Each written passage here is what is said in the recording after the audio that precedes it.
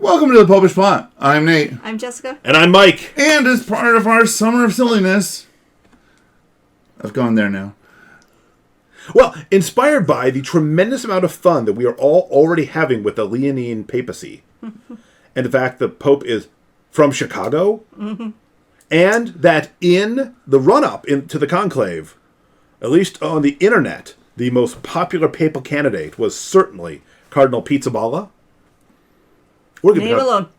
Just because his name is Pizzaballa, for pity's sake. We are going to talk about Papal Pizza. That's right.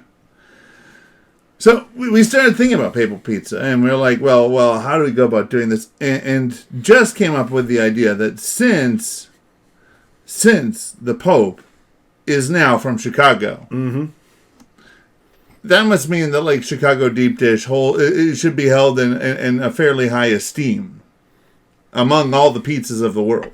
Whereas, for example, if, not saying this was ever a realistic possibility, if Cardinal Dolan had been elected Pope, we would have to say that New York pizza, which is essentially the opposite of Chicago.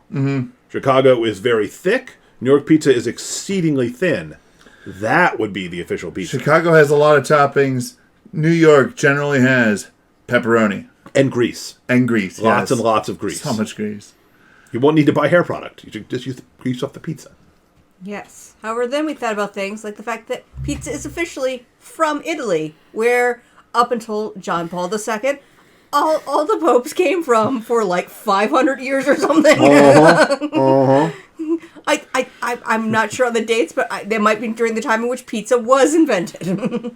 Certainly in which the time pizza was popularized around the world. Yes. All Italian popes. So we decided, what if pizza was the church? What if the church was pizza? A pizza ecclesiology, if you will. Yes. So to that, I'm going to pose a starting point. Since, by most accounts, I know there's still some discussion about where pizza actually originated. The most common account, though, is the Neapolitan pizza. The city of Naples put together this thing. In the shadow of Vesuvius. Yep. So I'm going to argue that Neapolitan pizza was the starting point. Therefore, this is pizza as the young church. So, you then ask yourself, well, but hang on. How do we get from that original Neapolitan pizza to a really thick Chicago style? And that, my friend, is where we turn back to, as we always should, the scriptures. The Lord tells us that the kingdom of God is like a mustard seed. It starts off as the smallest of seeds, not literally, and then becomes the largest of plants, not literally, but still a fairly substantial shrub. A shrubbery, if you will. Yes. Here, I thought you were going to go with the various parables about yeast, because Neapolitan pizza is very flat. And Chicago is very doughy. No, see, I don't bake, so I'm not going to go with any of the yeast. The only other one I was going to consider was an acorn.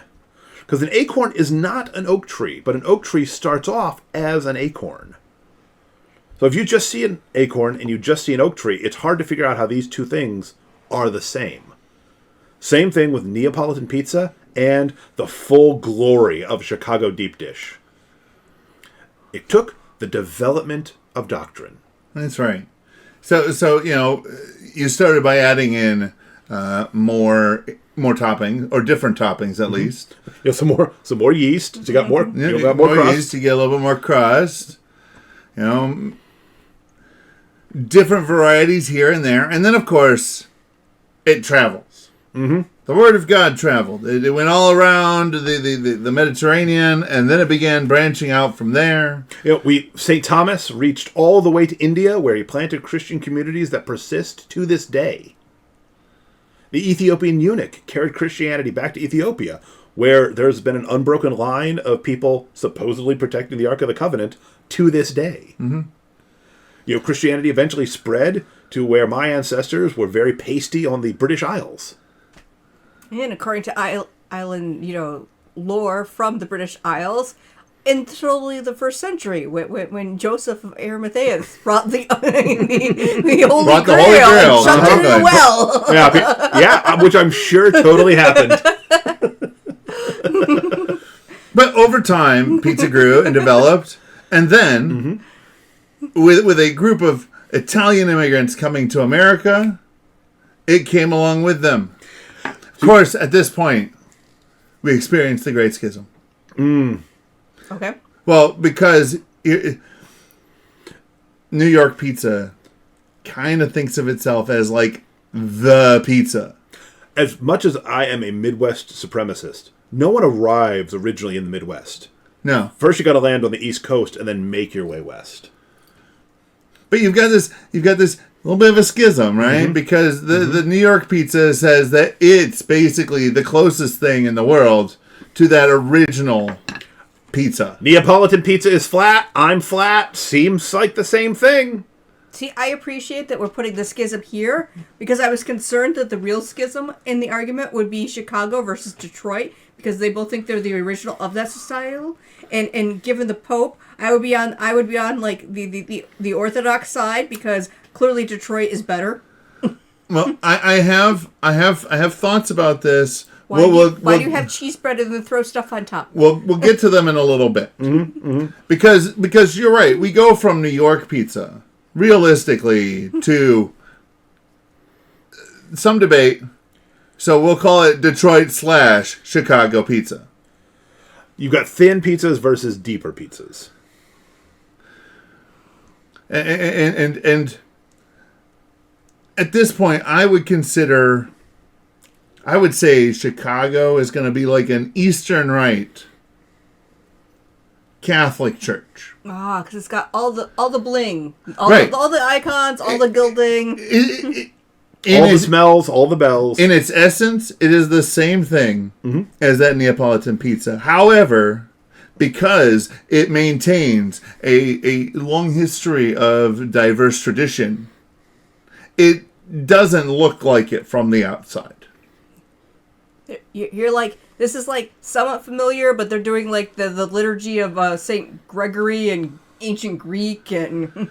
Well, again, if you took Saint Peter, rough and ready, foot in his mouth, Peter. Love you, buddy. And he's walking the streets of Rome, where the Emperor Nero is lighting Christians as torches.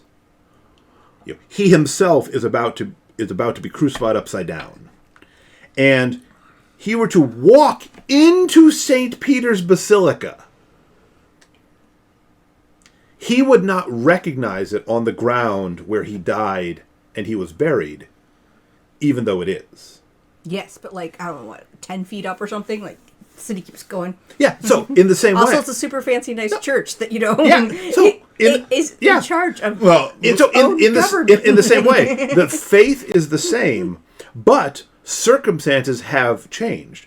Peter was essentially always a criminal. He was always on the run, and eventually he was hunted down and killed.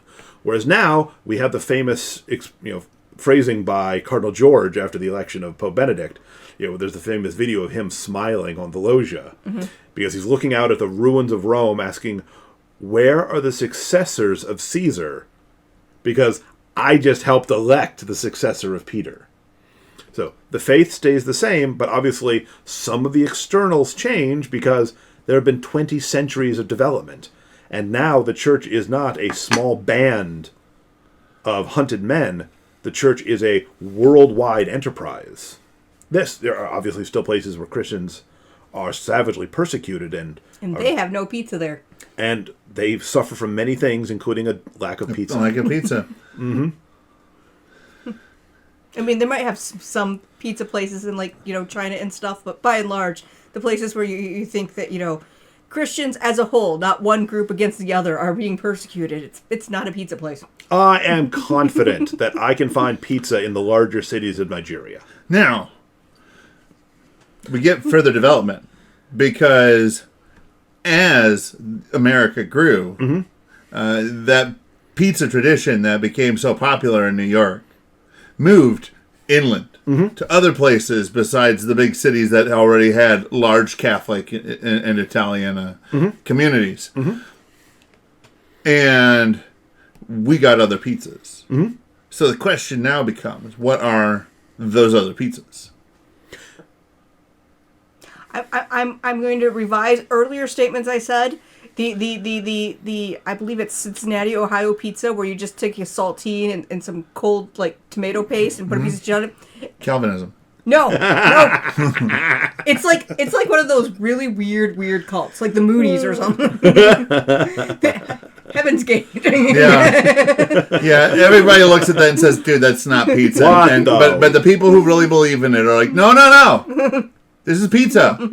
It's just as much pizza as that pizza over there in your hands." We have all the elements that make up a pizza. See, we've got a bread and tomatoes and cheese. Clearly, we are equally as pizza as you. and while we are discussing, anyway, so we're gonna put on our matching shoes. while we are discussing pizzas that are not quite. So now we're gonna go back to two titans of the 1980s and 90s. Okay. And we're going to discuss what churches their pizzas would be if they were churches. Okay. Namely, Little Caesars versus Domino's. See, you said that in a brief moment. I'm like, are Gnostics Pizza Hut because you have to read 5 books to get the pizza? Possibly. That may very well be. That's a very good point. Or is a personal pan pizza like your STL? You have to work hard to get it, but it is delicious. Because I will never hear a bad word against the Book It program. Bribing children to read, totally acceptable. Absolutely. Yep. So, I read so many books in the program. I'm just saying. Oh yeah. So you, Nate. But Yes. the two titans. The two titans. Now, we may or may not have selected Little Caesars and Domino's because we're Michiganders.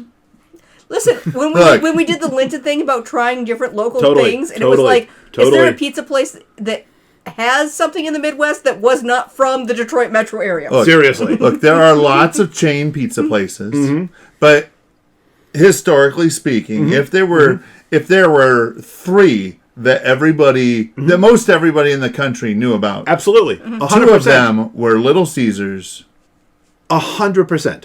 and Domino's. There's 1,000 local chains, but for some reason these are the 2 nationwide titans. Yes. Yeah.